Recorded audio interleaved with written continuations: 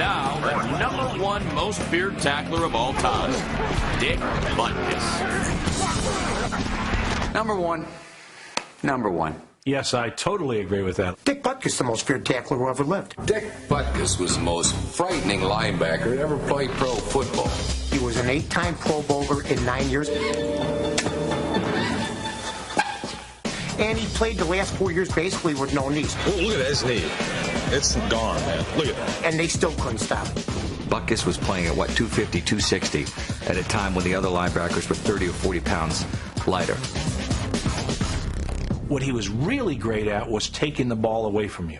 Butkus set the career record for defensive fumble recoveries, but he was even more skilled at stripping offenses of their dignity. He scared you, he hurt you, and he brought you down. Now, this guy looks like he spent an afternoon playing against Dick Butkus. He hit you where it hurt, right in your heart. I want to just let them know that they've been hit. And when they get up, they don't have to look to see who was that hit them. You had the feeling that he was serious, that it wasn't just a game, that when he wanted to drill you, he really wanted to drill you, and probably would want to drill you when the game was over. When he hit you, you stayed hit. I mean, he hit with violence. Violence is his lifestyle. I think it was Hush Hush Sweet Charlotte. I got kind of a charge when that head come rolling down the stairs. I kind of like to sit there and watch it, project those things happening on a football field, and not to me. There were more people in the training room after we played the Bears than any other opponent. Everybody was bleeding, bruised, marked up. I remember looking at one of our assistant trainers. I said, "Was it that tough out there?" And he looked at me and he said, "Butkus." There are no victories in a bout with Butkus. Just watching him out there had to scare some of these guys. If I had to play him, I'd crap the bed. I would go caca in my pants. When God created the bears, he created human beings who looked like bears. Butkus was a bear who walked like a man.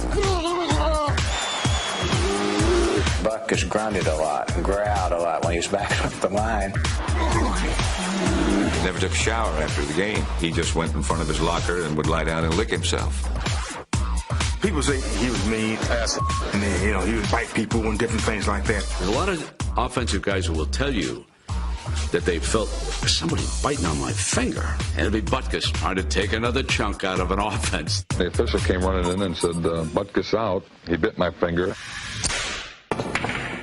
Dick Butkus once said, "Some people were made to be doctors, others to be lawyers. I was made to play football." When we found out he was taking Shakespeare, that threw me back a little bit. Shakespeare's words could well have immortalized Dick Butkus. But Dick Butkus wanted to expand his horizons, and he always hated being called, the dumb jock. Our #1 tackler never mastered Shakespeare's plays. He was horrible. But plays by Butkus inspired a generation of art and poetry. Roses are red and violets are blue. If you got any sense, you'll keep Butkus away from you. Our top tackler preyed on blood, sweat, and fears. So why is he #1? We couldn't rank him any higher. Dick Butkus was the personification of defensive intimidation in pro football. Simply out to punish him. That's what he wanted to do. That's what he thought football was all about. There was no one better than Dick Butkus.